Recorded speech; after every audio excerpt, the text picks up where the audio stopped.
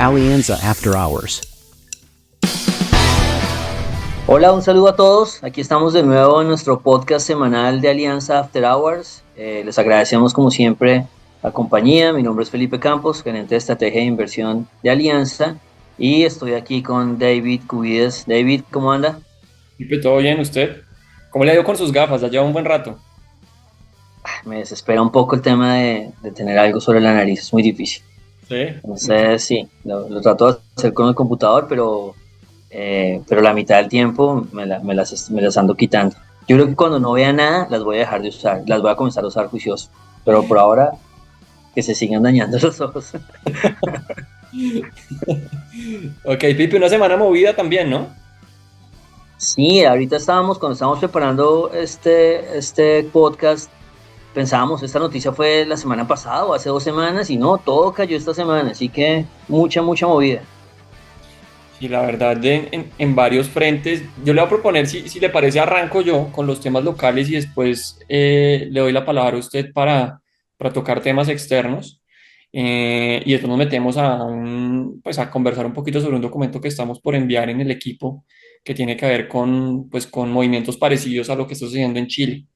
Si le parece, arrancamos hablando, Pipe, de Colombia, en donde tuvimos varias noticias, así como usted dice, una semana bien movida, tuvimos datos de precios al productor, también tuvimos al Banco de la República o al equipo técnico del Banco de la República pronunciándose sobre las principales variables macro, y bueno, estamos a puertas de conocer el dato de inflación, en este momento que estamos grabando el programa todavía no se ha conocido, pero podemos contarles un poquito hacia dónde nos imaginamos que pueden ir las cosas, y eso sin mencionar, ahorita le voy a dar la palabra y la su opinión de anuncios del gobierno, ¿no? O por lo menos intenciones del gobierno en materia energética en uno de esos nuevos espacios televisivos que vimos esta semana que va a ser el Consejo de Ministros. Y pues si quiere arranquemos con precios. Tuvimos en la semana datos de precios al productor. Estos precios al productor normalmente uno no los sigue y no les presta tanta atención hasta que uno empieza a ver una tendencia bien importante como sucedió hace algunos trimestres en donde el productor o los precios al productor subieron y subieron mucho y no caían. Y uno decía, oiga, ¿cómo es posible que esperemos que la inflación converja muy rápidamente hacia niveles cercanos al 4% si los productores están afrontando unos precios muy elevados? Y eso fue el caballito de batalla que utilizamos en algún momento en Alianza para decir, mientras el productor no quiebre con mucha fuerza, no creemos que los consumidores o que el consumidor vaya a ver un alivio en sus precios. ¿Por qué es noticia ahora? Porque en estos últimos meses Pipe pues ha venido subiendo, no a esos niveles tan locos que veíamos hace algunos trimestres del 25-30%, pero sí ya estábamos por los lados del 7%. Estábamos al 7,2 en el mes anterior y ahora pues a corte del mes de enero tenemos precios al productor al 7,7%. Entonces aquí estamos viendo algo de aceleración y surgen algunas preguntas de algunos amigos de medios de comunicación. Oiga, ¿será que esto nos puede descarrilar un poco la historia de la caída de la inflación que estamos esperándose de este año? O de repente esa presión por el lado del productor ya en estos niveles que no son el 30, pero que son por los lados del 7, puede ser suficiente para pensar en una inflación que no converge tan rápido o que se quede en niveles altos. Entonces aquí yo le haría dos comentarios. Número uno, justamente en estos niveles, Pipe, tal vez no es tan preocupante. O sea, el 7,7, el 8% no es ese nivel de precios al productor que teníamos en el pasado y uno no está viendo una transmisión tan directa por ahora a precios al consumidor. Tema número uno. Y tema número dos, y eso lo hemos hablado y aquí tal vez voy a introducir ese tema de inflación, pues nosotros estamos viendo que en esta primera parte del año hay un efecto base que ya hemos conversado aquí, que usted dijo la vez pasada que no lo logramos explicar, que le está ayudando a los precios al consumidor. Entonces vamos a tener en este primer semestre del año en Colombia una inflación que va a pasar de niveles cercanos al 5,2 que terminó el año pasado, algo más parecido al 4%, en buena medida porque el efecto base de comparación, cuando usted se compara con el 2024, primer semestre, tiene espacio para caer. Entonces esa presión por el lado del productor aparentemente, o por lo menos en estos niveles hasta ahora, no sería tan fuerte, no sería tan dura, digamos, en ese sentido y no descarrilaría la inflación en el corto plazo. Resumen, yo le diría que la inflación en Colombia, que es el dato que va a salir en unas horas, debería situarse en el mes de enero, caer del 5,2 al 5,1% y en lo que sigue de este año, por lo menos en la primera mitad, ir a buscar el 4%. Y yo por ahora, así como usted se hace el de las gafas, me haría el de las gafas con el tema de precios al productor por ahora hasta que no vea una señal mucho más fuerte en estos precios al productor. ¿Cómo lo lee usted? Sí, es impresionante porque el Banco de la República lo mencionó mucho. Y nosotros, como usted dice, nosotros siempre le hemos parado bolas al IPP, nos parece que hay que vigilarlo. En los choques nos ha avisado con mucho tiempo de anticipación. Ese choque del 2021, que ahí se ve en el gráfico, la línea gris subiendo, nos telegrafió y uno le cuesta trabajo reaccionar porque no tiene unos modelos y los demora, digamos, en cambiarlos. Entonces uno diría sí, y nosotros hemos sido partidarios de pararle bolas al IPP, pero a mí en este caso tengo la impresión de que hay cosas que uno todavía no entiende muy bien de estos choques tan bravos de inflación arriba y después abajo, porque la inflación también, pues el IPP mismo estuvo negativo durante varios meses o trimestres incluso. Entonces, yo cada vez que veo un choque de este estilo, he visto esas devueltas en el IPP, como que el mercado tratando de decir, uy, este activo no, hace un año no sube, reacomodémoslo o algo así, y en cada choque usted lo ve ahí, cada vez que ha habido un choque alcista, viene después un choque bajista y después viene como un rebote. Piensa en una pelota que se está cayendo desde bien alto. Ujú. El primer rebote no puede ser bajito. Y eso es lo que yo creo que estamos viendo en el IPP de una forma absolutamente, ¿no? Estoy hablando absolutamente superficial, pero yo lo he visto muchas veces sin que eso signifique que se cambie de tendencia la inflación. Entonces vale la pena vigilarlo, por supuesto. Si esto sigue subiendo, pues estoy hablando carreta, pero yo he visto estos rebotes en IPP sin que cambien la dirección del IPC cuando hemos tenido, como le digo, una pelota que viene desde muy arriba. Entonces, sí, esa cosa viene desde el 35 y después bajó al menos 10, puede que rebote al 7 y no sea necesariamente un cambio de tendencia. Entonces, dejémoslo ahí en ese mensaje. Siento que estamos sobre reaccionando. El Banco de la República está muy nervioso. Obviamente, hay muchas más cosas que ustedes los van a nombrar ahora que le preocupan al banco. El IPP, para mí, que yo soy un gran defensor del IPP, no me preocupa en este momento tanto como los otros indicadores que uno puede estar vigilando. Sí, sí, sí, total. Eso que usted menciona ahí de ese efecto rebote, yo creo que en buena medida también explica pues esa presión de corto plazo, pero que hace sentido en la serie estadística. Pero venga, yo le tomo ahí la pita y usted menciona al Banco de la República y esas preocupaciones que están viendo, no necesariamente la Junta, aunque la Junta sí tuvimos información por el lado de las minutas, sino también el equipo técnico, que es un equipo de personas diferentes que no son los que votan en la Junta, pero que sí dan esos insumos claves a la hora de tomar decisiones de tasas de interés. Entonces tuvimos este informe trimestral PIB de política monetaria en donde se actualizan los números. El equipo técnico dice hacia dónde se está imaginando el crecimiento, la inflación, las tasas de interés y también nos señalan algunos riesgos. ¿Cuáles fueron como las principales conclusiones o los números grandes que se está imaginando el equipo técnico del Banre? Bueno, en principio están haciendo una corrección muy ligera para el año pasado en materia de crecimiento económico, es decir, antes estaban imaginando 1,9 y ahora se están imaginando un 1,8 para el 24, que es exactamente la cifra que nosotros estamos esperando en Alianza y que el mercado también comparte. Entonces, algo entre el 1,8 y el 1,9% es probable que sea el crecimiento que veamos de Colombia, que nos presente el DANE en algunos días. Para este 2025, lo que se está esperando es una aceleración de la economía.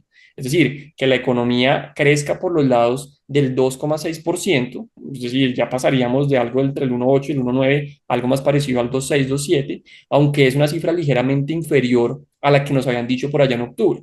Entonces sí vamos a crecer un poco más de lo que fue el año pasado, pero no tan optimistas como se imaginaba el Banred en octubre del año anterior. Eso en materia de crecimiento. Ese crecimiento de este año también está en línea con lo que nosotros en la Alianza estamos viendo. Nos imaginamos algo por el lado del 2,8%, entonces pues ese repunte está dentro de los planes. En materia de inflación, aquí hay una corrección bien importante, Pipe, y es que para este 2025 las proyecciones pues se movieron considerablemente del 3% o el 3,1 que se tenía antes al 4,1%.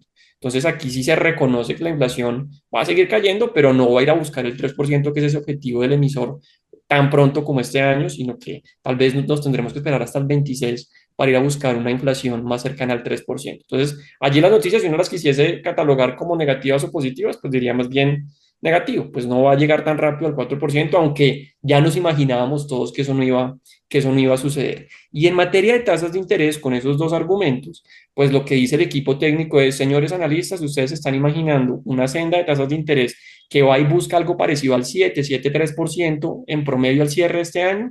Nosotros creemos que esa senda de tasas de interés como equipo técnico debería ser más alta.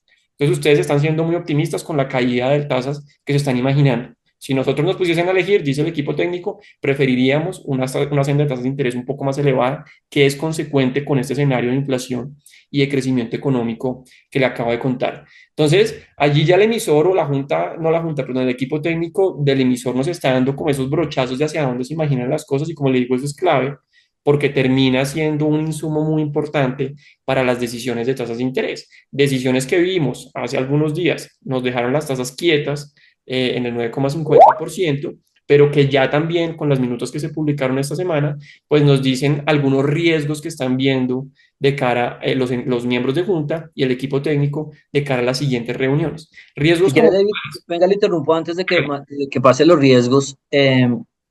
Y, o sea, en resumen, yo diría, vea, pues noticias negativas, ¿no? Uno no quiere que le bajen a la expectativa de crecimiento y que le suban a la expectativa de inflación, ¿no? O sea, sería lo ideal es, oiga, si usted espera más inflación es porque espera más crecimiento. Entonces, son datos que no son chéveres y con ese mensaje que usted dice y el banco, la gerencia técnica, que no es la junta, no es la gerencia técnica, pero le da mucho insumo a la junta, sigue insistiendo hace más de año y medio que ellos no ven la bajada de tasas que vemos los analistas y por supuesto ellos han tenido más influencia finalmente en las decisiones del banco. Pero yo me quedo con el tema de inflación pensando un poco, ¿sabe qué? Como que es una señal, pero de repente estoy muy equivocado y es cuando ellos hablan del siguiente año, ellos dicen, hacen una proyección como más bien seria del primer año y el segundo año que pronostican ahí mismo es más como una señal. Como, oiga, este año vamos a llegar al 5 y el siguiente seguro si vamos al 3.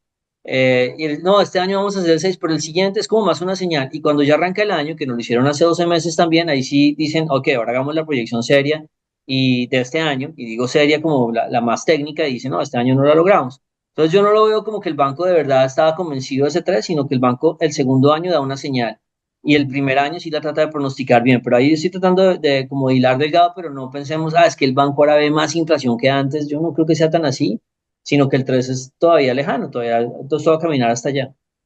Sí, no, y yo le empataría eso diciendo, Pipe, pues que también es función del Banco Central, pues mandar esa credibilidad, ¿no? Entonces, si usted dice, yo mismo como Banco Central, me imagino que la inflación ni este, ni el siguiente, ni en tres, ni en cuatro va a Dale, llegar a chao. tres, no Sí. se lo cree nadie, ¿sí? Entonces, yo comparto con usted un poco esa posición y pues es raro que un equipo técnico tan profesional como el del Banco de la República, pues se equivoque en 100, 120 básicos de inflación. Entonces, yo creo que también es más bien como poner esa ancla y que la gente vaya buscando esa ancla en materia de expectativas. Y déjeme, yo le termino aquí este tema del Banco de la República con un slide que nos pareció un poquito particular que presentaron también nuestros amigos del Banrep, resumiendo todos los riesgos, todo apeñuscado, todo metido en un solo slide, pero pues que es muy diciente, ¿no? Es muy interesante porque sí se señalan, aquí nosotros intentamos poner en colorcitos qué es lo que están diciendo entre esas sumas, restas, chulitos, signos de interrogación, y es básicamente que están viendo unos riesgos para arriba y para abajo en materia de inflación y su consecuente reacción en tasas de interés. Riesgo número uno, tema fiscal. Eso ya nos lo han puesto sobre la mesa en varias reuniones y en la última fue súper clave. Señores, mientras ustedes como gobierno no ajusten el tema fiscal, eso me va a generar inflación, eso me va a generar problemas y eso pues al final impide que uno lleve la política monetaria a feliz curso o al nivel que uno quisiese. ¿Sí? Y eso ha sido un escenario que hemos observado no el último año, sino desde hace varios años y genera presión desde el punto de vista cambiario. Tema de salario mínimo, también fueron súper claros antes de que se decretara el salario mínimo el año pasado. Dijeron, ojo, ojalá no se suba muy por encima de la inflación, tengan en cuenta la productividad, pero que el incremento pues real sea algo contenido. Tal vez se nos fue la mano y aquí el Banrep vuelve a decir una preocupación más que me puede impedir que vaya a buscar esos niveles de inflación cercanos al 3 o al 4%. Eso me afecta, por supuesto, a las expectativas. Acabamos de mencionar ese tema del desanclaje o no de las expectativas de inflación. Tema de regulados. Piense usted la noticia que tuvimos esta semana, ¿no? Incrementos del gas natural entre el 30 y el 35%. Bueno, aquí el Banrep dice, oiga, esto seguro le puede pegar, o no seguro, es un factor de riesgo que le puede pegar a la inflación. Entonces también toca seguirlo monitoreando. Y el contexto externo, Pipe, que ha sido también un tema súper clave en estos últimos días. Ya vimos ese amague de guerra comercial con Colombia y las preocupaciones que tuvimos en materia de tasa de cambio, en materia de exportaciones e importaciones, y que también aquí el emisor lo reconoce. Entonces, ¿cómo ve usted estos riesgos todos resumidos en chulitos, asteriscos, sumas y restas?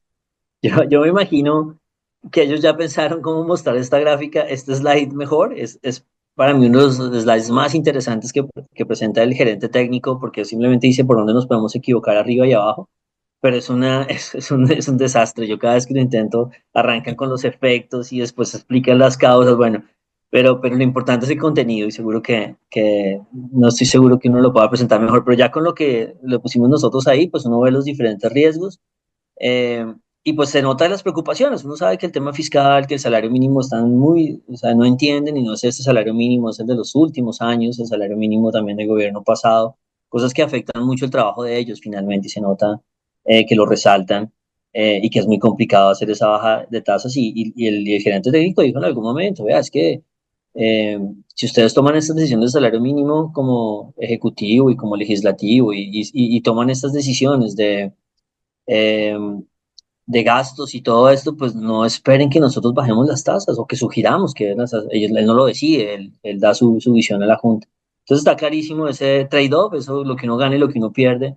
Y pues si los gobiernos siguen decidiendo, no, yo gasto lo que sea, yo le subo el salario lo que sea, le ponen un trabajo muy duro a un banco central para seguir defendiendo al peso colombiano, defendiendo a la inflación. Entonces, bueno, ese es el trabajo y ese es el trabajo que tal vez falló o que se tuvo que reajustar en Brasil. Ya vimos las consecuencias. Sí, total, total. Ellos están haciendo ahí ejerciendo ese papel de muro de contención, ¿no? O sea, cuando la política fiscal afloja, la política monetaria tiene que apretar. Y es tal vez ese papel que está jugando el Banrev en estos trimestres. Pipe, yo creo que dejamos el tema local ahí. Ya le hablé de varios puntos de precios al consumidor, al productor, le hablé un poco de Banrev, de esos riesgos. ¿Qué le parece si nos movemos al tema global? Porque también tuvimos noticias por el lado de Estados Unidos que fueron interesantes y que bueno, no sé cómo las terminó usted leyendo, estos temas de mercado laboral, tasa de desempleo, ¿cómo lo vio? Bueno, hubo muchas noticias esta semana, empezando por los acuerdos parciales comerciales, ¿no? Que le quita bastante tensión, pero que lo dejan en un continuará, ¿no? En un mes veremos qué pasa el mercado con el tema de Trump, ¿no? Estoy hablando de los amagues de aranceles.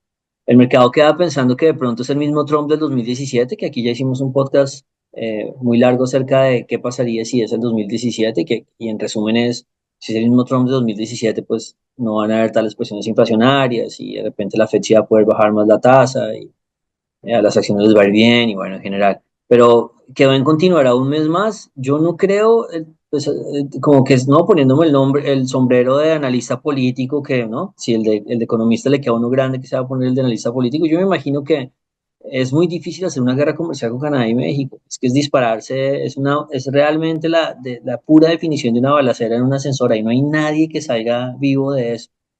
Pero sí, obviamente Trump, pues igual no lo sabemos, ya habrá que esperar en un mes y habrá que ver finalmente si Trump decide, ¿no? Disparar para Europa, disparar para los BRICS. Bueno, ahí queda un tema en continuará, pero el mercado lo tomó con más calma. Eh, Tuvimos temas para seguir hablando de Estados Unidos, tuvimos el dato de empleo al final de la semana y vimos pues que la tasa de desempleo se redujo al 4%, un dato económico, digamos, leído así por encima, es un dato económico fuerte. La generación de empleo sí estuvo por debajo de lo que se esperaba. Acuérdense que son dos encuestas, básicamente lo que reporta es que reportan los hogares y después por otro lado pues como que reportan como las compañías que generan el empleo y a veces no van en la misma línea, pero en general muestra una economía que sigue fuerte. Hombre, para los perdedores, los que hemos dicho, no, esa economía no está fuerte, pues siempre vamos a dar ese argumento de cómo es que están calculando ese empleo. Pero el mercado, como que esto es como la historia, ¿no? La escriben los ganadores y entonces pues dejemos que la sigan escribiendo los ganadores. Y Alianza ha dicho, nosotros no le queremos mucho al tema de crecimiento económico, pero no vamos a crear esas estrategias de inversión basadas en eso. Si en algún momento la tasa de desempleo revienta el 4,3 y se va para arriba, entonces nos vamos a montar en nuestro escenario, digamos, que pensamos que es más probable, pero por ahora no, por ahora esto sigue muy fuerte y claro, pero uno ve cada vez que hicieron una revisión de los datos anteriores y cada vez que revisan ese, ¿se acuerdan que les dijimos que estábamos creciendo 186.000 nuevos empleos cada mes en promedio el año pasado? Mentiras, nos equivocamos, eran 166.000. Y esto no es que un año revisen para arriba y otro para abajo, no, siempre están revisando para abajo. O sea que uno queda con un re mal sabor de boca de, oiga, esos datos económicos, ¿qué están pasando? Pero igual siguen fuertes. Y eso es lo que el mercado, al final, con el que el mercado se queda y queda con el susto después de ese dato de que sí haya un problema de crecimiento económico inflacionario y de repente que afecte al mercado de renta variable. Entonces ahí salió el dato. El caso es que la tasa de desempleo lleva 6 meses ya sin deteriorarse más y el mercado pues se queda con la preocupación del tema de crecimiento económico. Y hubo otra noticia ahí a nivel global, que fue la historia de México, que uno la está viendo lateralmente porque México es muy importante, pero también es interesante cómo le está yendo al Banco de México y a la inflación. Yo creo que de pronto uno dice no lo nombramos suficiente, pero la inflación sigue cayendo en México, está cayendo cada vez más fuerte. Ya está por debajo del 3%, del 4%, o sea, está muy bien, ya se ubicó en la meta, y el Banco de México comenzó a reducir tasas a la lata, 50 básicos cada reunión, y porque la tiene al 9,50, está lejísimos.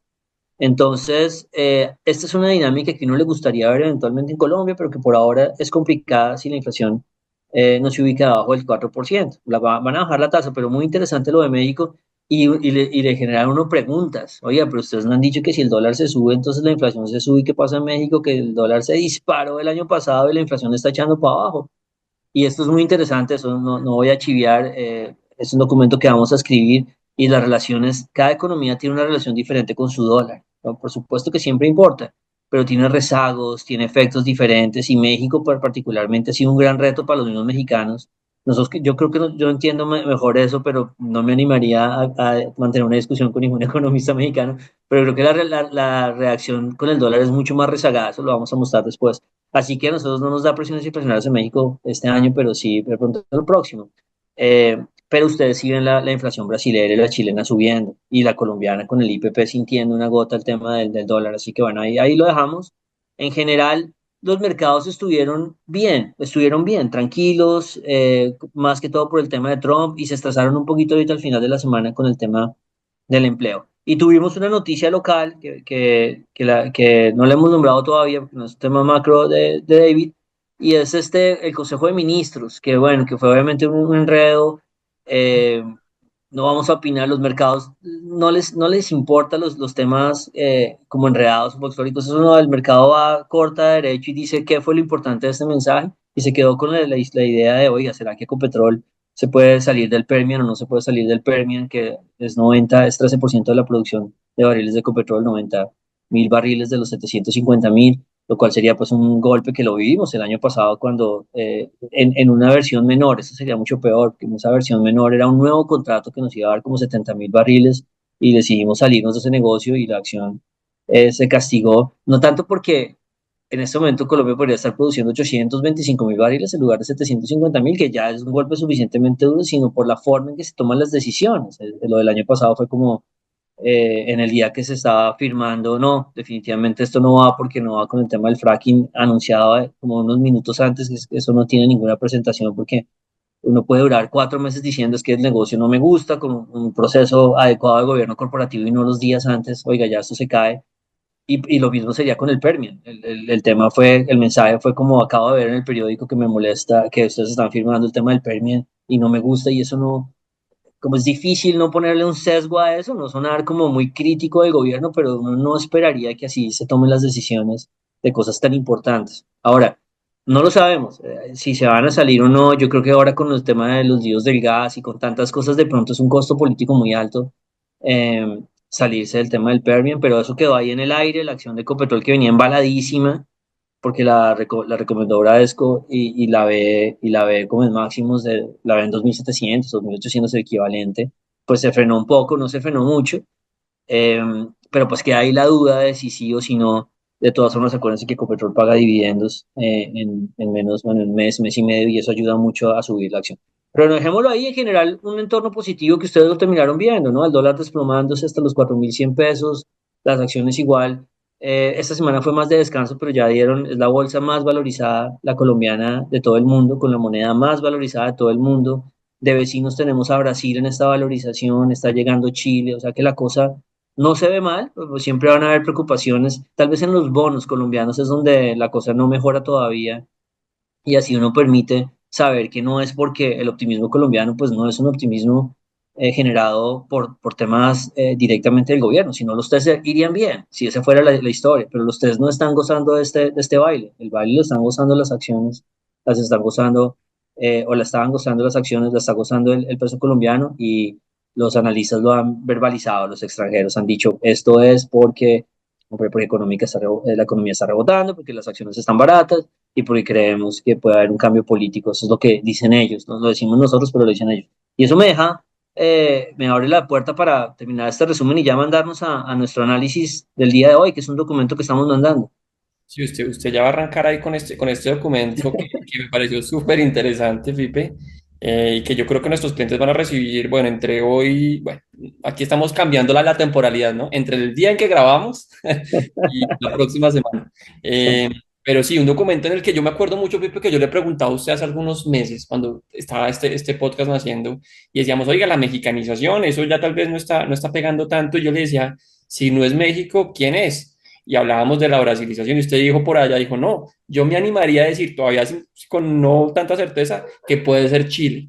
Y ahora ya lo que veo con este documento que vamos a enviar, pues es que sí, efectivamente esa tesis que en ese momento fue como más una idea, empieza a ganar un poco más de tracción y que efectivamente nos hemos venido pareciendo mucho a los chilenos y Chile va a hacer ese gran experimento en términos políticos un poquito más adelante este año, que también nos puede dar la dirección para nosotros. ¿Cuál es la historia ahí detrás de este cuento que estamos mandando? Listo, el documento se llama Suramerican Rockers, ¿no? La idea es como está rockeando Suramérica fuertemente. Obviamente, cuando llegan estos documentos y todo el mundo les habla de estos temas, que no es noviembre del año pasado, que era cuando ustedes deberían haber oído de estos temas de sus asesores, ya aquí puede haber descanso del dólar, las acciones se pueden tranquilizar porque llevan, ¿no?, 13% en un mes. O sea, estos también son señales para que uno diga, es una muy buena idea, pero no es el momento. O sea, hombre, sí es el momento, pero no es como ya hizo la mitad o gran parte de un primer viaje. Lo que quiero que decir esto, porque a veces uno cuando ya nombra lo que todo el mundo está nombrando, pues no es, la idea ya no es tan fresca como fue en su momento. Pero es una idea que va a ir todo el año. El tema de el ciclo político, los posibles cambios en Chile, en Colombia, en Brasil, que son todos los que tienen elecciones ahora. De repente la gran separación de Colombia y Chile frente al resto de la región, que lo vimos desde el año pasado. Como usted preguntaba, decíamos, es que no vemos que la gente venda Colombia de Chile, y es un contraste enorme como lo estaban haciendo hace 2 años, que era lo único que vendían, Colombia y Chile.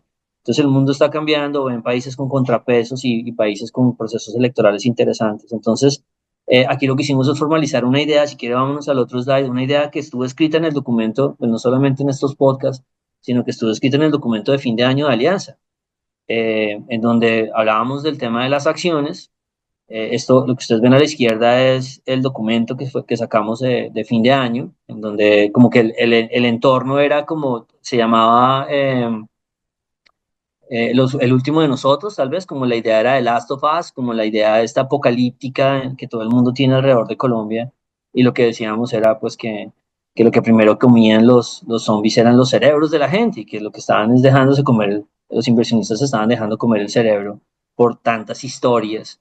Y en una de esas pues planteamos varias opciones y varias oportunidades de inversión, como la de venta de dólar, como la compra de acciones, como la aprovechar. Tal vez la que no se ha dado es aprovechar la renta fija, que nos parece que son unas tasas muy buenas, pero todavía eso no se ha dado. El resto de cosas ya se han dado.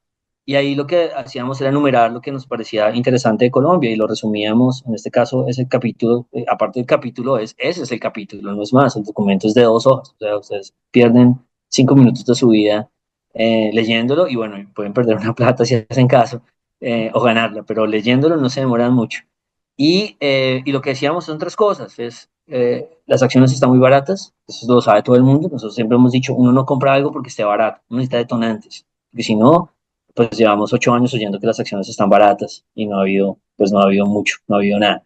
Entonces, pero primero están baratas, lo segundo, viene un rebote económico que va a generar una dinámica muy grande en las acciones, que ya los múltiplos están muy comprimidos. Con rebote económico ya es otra cosa.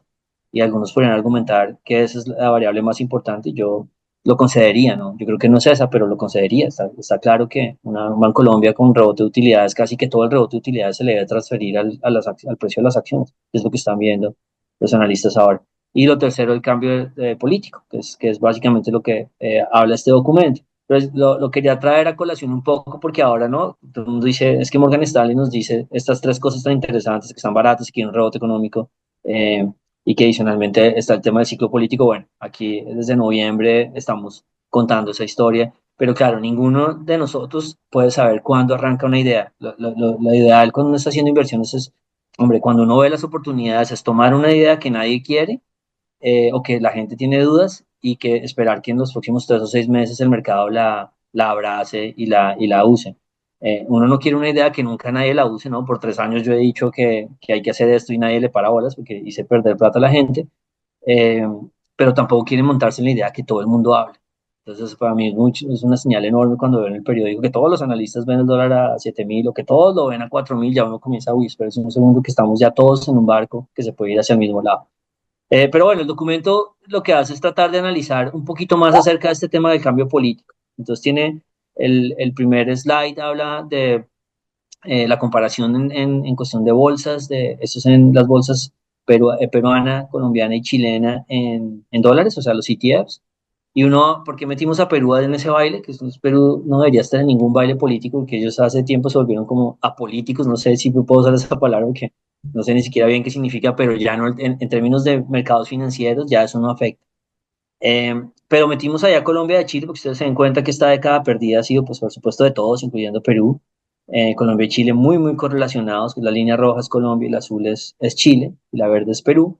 Eh, y lo usamos un poco para ver esa separación reciente de cómo Perú ha comenzado a subir, porque no tiene temas políticos, porque vuelvo a insistir, el Ejecutivo no tiene poder en Perú, lo pueden cambiar, pues como cambiándose de camiseta, no hay ningún problema.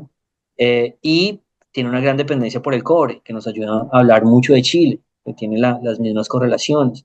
Entonces, cuando uno ve a Perú que está 50% arriba y no tiene el tema político, uno piensa, listo, ahí puede ser unas metas de hablar de todo lo que dure este viaje entre los dos punticos, las dos líneas punteadas que dicen el giro de la izquierda, Chile y Colombia, y de repente ese potencial, que no es una predicción política, sino un potencial donde la gente se monta, si fuera una certeza de que Colombia va a girar al centro o a la derecha, pues las acciones ya se habrían valorizado. Por supuesto que lo que la gente compra es la incertidumbre de que eso pueda o no pasar. Y que tratemos de rellenar ese espacio, que ustedes lo ven ahí, todavía hay espacio, todavía hay posibilidad de valorizar, y si Chile lo hace, pues nuestra tesis desde el año pasado era, si Chile lo hace, nosotros le dijimos que se me olvidó nombrar eso, en ese recorte de su documento de fin de año, hay todo, en ese capítulo hay una parte completa sobre Chile, y a quién vamos a mirar en Alianza, a Chile, vamos a vigilar a Chile y esperar que la gente compre Chile. Obviamente ayuda mucho que el cobre esté disparado porque le da más dinamismo a Chile, que es la línea azul, y comienza a subir. Y este gráfico también tiene un tema de Perú, que me decidimos meter a Perú solamente para mostrar esa separación, pero recuerden que Perú también tuvo un giro a la izquierda en el 2011 y después un regreso a la derecha en el 2016, y también mantuvo un spread con nosotros. Ellos eran los que estaban abajo de nosotros, para que la gente piense un poco. Es que eso en el 2020 uno es que se giró. Perú antes era peor que nosotros en términos de bolsa, o por lo menos separados, porque obviamente cada uno tiene un nivel diferente, pero hay una separación de 68% con los niveles de nuestras bolsas, y que se mantuvo hasta las elecciones, y antes de las elecciones se cerró ese hueco completamente y Perú se alineó, como para mostrar a la gente cómo funciona el tema político, en donde la gente compra ese potencial cambio político y después lo gira. Después Perú entra, el nuevo presidente dura 2 años y tiene los problemas y sale, y después cambian de seis presidentes sin problema, y ya Perú no tiene el problema político. ¿Por qué no lo tiene? Porque no tiene el potencial de que llegue a alguien a cambiar las cosas. Ese es sencillamente el tema de por qué Perú perdió trade político. Después hablamos un poquito del tema de monedas, de cómo nosotros visualizamos. Ustedes ya lo vieron en la última esquina del dólar que lo presentamos, que mostramos las gráficas de, bueno, y si esto se da, ¿qué es lo que nosotros esperaríamos? Si esta tesis se da, ¿qué esperamos que se dé con el peso chileno? Que está en el siguiente slide, creo. Eh, y básicamente es el gráfico a la izquierda, que de nuevo es una proyección de la hipótesis. La línea azul es el peso chileno y la roja es el peso colombiano. Entonces uno dice, bueno, si esto se da, entonces vamos a viajar hacia esas elecciones chilenas, y lo que nosotros quisiéramos ver es que el peso chileno comience a converger hacia los 940 o 920 o 900, que estaba hace nada por allá, más cerca a los 800, y que vaya viajando, y a medida que vaya viajando, pues Colombia no puede ir a la misma velocidad, pero entonces no vamos a llegar a 3.500, y pues eso es muy difícil de pronosticar en este entorno, y sobre todo sabiendo que las elecciones nuestras no son este año sino el otro, pero es una gran fuerza bajista del dólar, que ha sido la principal que estamos viviendo. Así que esa es como la idea general. El gráfico de la derecha es más como correlaciones para que nos demos cuenta que Chile, por lo menos en correlaciones diarias, siempre ha sido importante para Colombia. En términos, sobre la gráfica de la izquierda también lo muestra, sobre la correlación es bien alta. Pero Chile nunca o nunca se desvalorizaba la velocidad nuestra. Por eso hay dos ejes ahí. Recientemente sí, cuando comenzó a tener los temas políticos. Entonces la idea un poco es seguir usando a Chile como guía. Obviamente Colombia está más embalado que Chile, porque la gente ya trajo eso a hoy, pues las elecciones todavía faltan año y medio, o sea que va a haber mucha vuelta, mucho viaje. Eso quiere decir entonces que el dólar fijo va a bajar, ¿no? Esa es una de las fuerzas y para nosotros es la más fácil de identificar porque la tenemos visualizada, sabemos que está ahí, que va a llegar. Y ese es como nosotros hemos dicho, es como el magneto atractor del dólar hacia abajo. Pero por supuesto, y ustedes ya lo vieron el fin de semana del choque con Trump, hombre, puede llegar una noticia suficientemente alcista que le gane a esta. Entonces, ¿qué es lo que puede hacer uno como analista? Pues dibujar las fuerzas que ve, las que ya no ve. Yo no veo fuerzas fiscales que suban el dólar. Eso no lo vemos nosotros hace 2 años. Aunque se haya deteriorado el tema fiscal, ya está muy castigado en Colombia. Entonces uno trata de detectar cuál es el siguiente, las noticias que uno puede visualizar y las que no puede visualizar, pues llegarán y cuando lleguen, pues uno ajustará. No es que el dólar no puede ir para arriba, eh, pero vemos fuerzas más fácil, digamos, las podemos visualizar más fácil hacia abajo.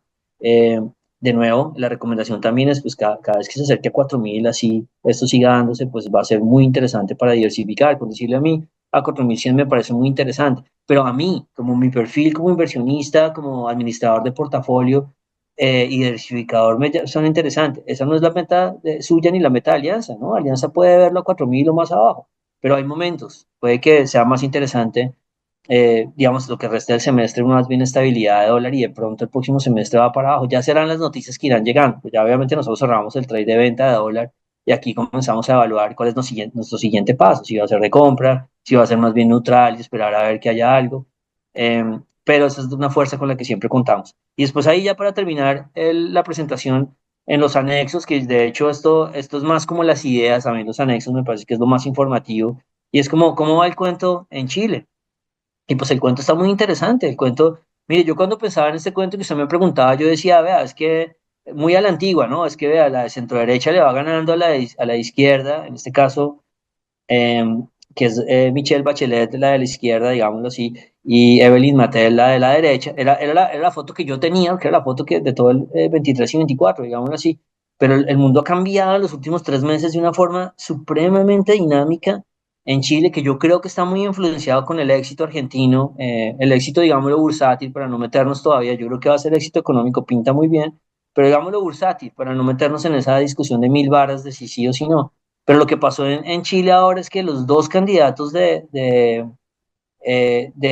extrema derecha, digamos, los más de derecha, se han disparado también. Entonces, cada uno con 10 y 9% de aprobación. Entonces, uno tiene la posibilidad en Chile de girar a la derecha o más a la derecha. Aunque no es la discusión en Colombia, donde uno sabe que es un poco más balanceado, que hay un tema, ya lo veremos, ¿no? Colombia está año y medio todavía. Entonces, muy interesante cómo va el tema, mientras, por supuesto, la aprobación eh, pues de Boric sigue estancada muy al estilo de la aprobación actual en Colombia, en donde eso no es una aprobación fuerte. Y ya hicimos el estudio, ¿no? De, oiga, pero si tomamos más bien la encuesta, esta encuesta, no la de Inbamer, sino la del Centro Nacional de Consultoría, mostrábamos que es lo mismo, que es la misma aprobación bajita. Así que es muy interesante ver la historia chilena y para que, digamos, puede que en el tema de carambolas, puede que Colombia se termine valorizando por la idea, que yo creo que ya muchos la verbalizaron, así que esa idea cuenta, pero hay que esperar el desenlace en Chile, ¿sí? Por supuesto, si Chile gira a la derecha, pues ya Chile nos dio una pauta para todo el giro a la izquierda. Las manifestaciones se separaron por un mes en Colombia y en Chile, las del 19. Sabemos que estuvieron ligadas y el giro lo dieron juntos. De nuevo, lo mismo al contrario, si Chile no gira a la derecha o al centro derecha, que en este caso uno diría es bien difícil que no lo haga, pues va a afectar negativamente a Colombia. Sigue siendo una apuesta que todavía siento yo que todavía hay un retorno muy importante por recorrer. Creo que ahí termina el documento. Después hay unas aprobaciones de cómo van los otros países. Bueno, eso los invitamos a los que tengan acceso que la puedan ver. Después mostramos, vean la aprobación de los presidentes peruanos para que se dé cuenta, porque es que ya no importa ya el tema político, pero bueno, hay cosas interesantes como la de Milei, cómo va en términos de recuperación, y ustedes ven ahí la colombiana y la chilena, y la brasilera, que finalmente son los países que van a enfrentarse a elecciones y que pues ninguno de los tres presidentes va bien, van todos alrededor de 30-40% de aprobación, que es muy bajita, eh, Y excepto la- en México. Y por eso, que pena ahí termino, y por eso México, para mí ya no es de mis amores. O sea, México sí tiene unas probabilidades de cambios políticos importantes, donde la presidenta, que yo creo que lo ha hecho bien por ahora con lo que carga la presidenta es la reforma a la justicia, que fue tan brava, pero lo ha hecho bien, pero pues ahí tiene un presidente de izquierda que tiene poder y puede hacer cambios complicados, en que los otros les cuesta más.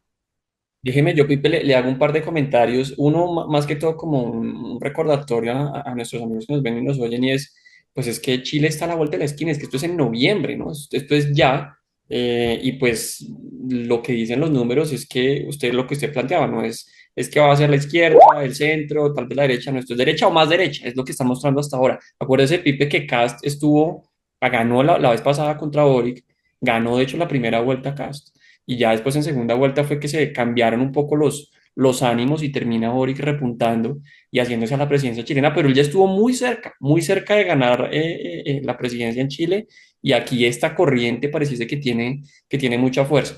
Y lo otro que yo le iba a decir es básicamente, pues venga, esto cómo se habla, Pipe, de pronto un comentario ahí no tan extenso, pues con el tema de los commodities, porque usted ahí está diciendo Chile, está diciendo Colombia, está metiendo también en el radar a Brasil, a México.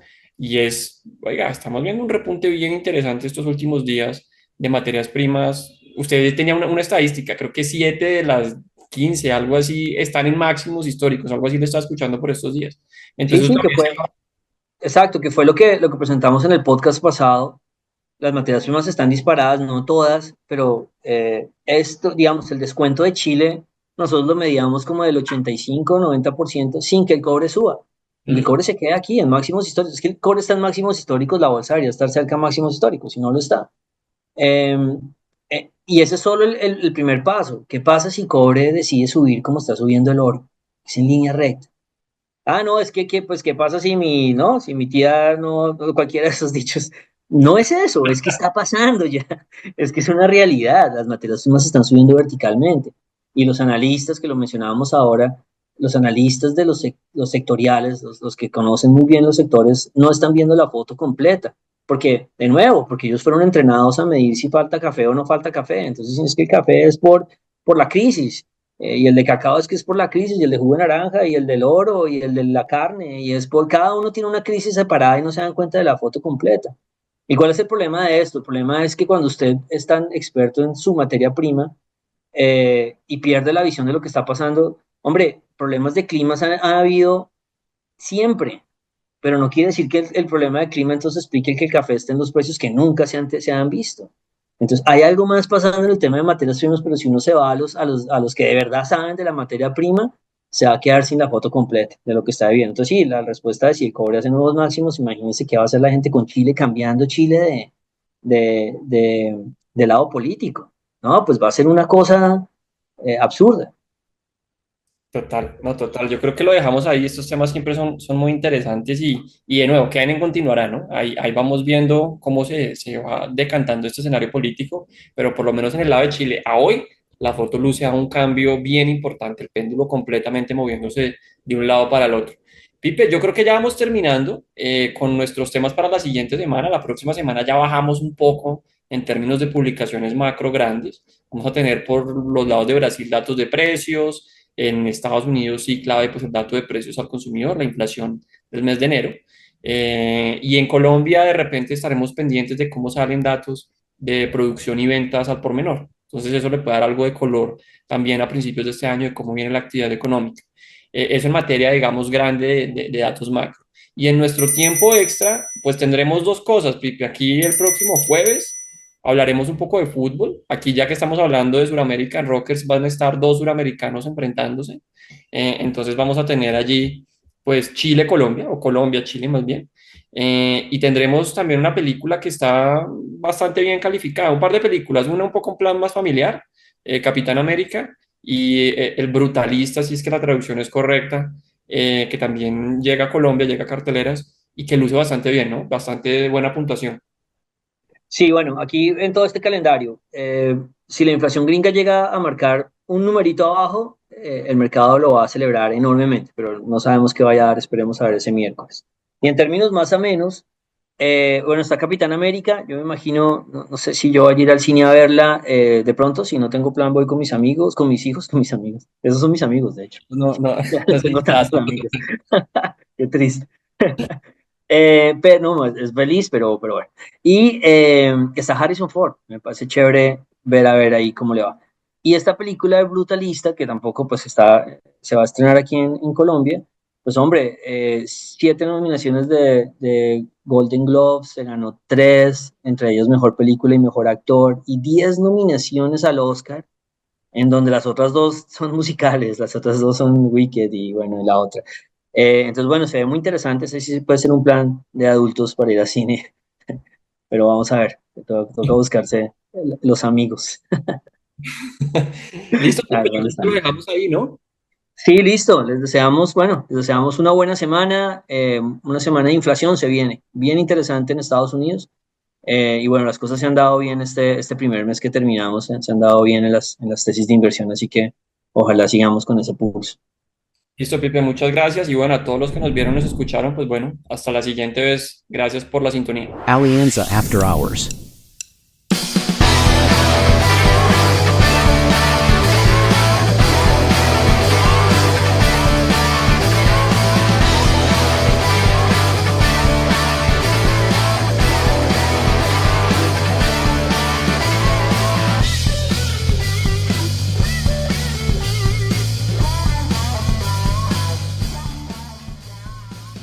Nada de lo que se discuta aquí debe ser considerado como recomendación profesional para realizar inversiones. Las opiniones aquí expuestas no buscan imponer términos ni condiciones comerciales o legales ni tampoco se constituyen en suministro formal de información al mercado de valores. Adicionalmente son opiniones personales y no representan las de Alianza Valores o Alianza Fiduciaria. Se recomienda consultar con un asesor comercial que entienda sus necesidades de liquidez, horizonte de inversión y perfil de riesgo antes de invertir en mercados financieros.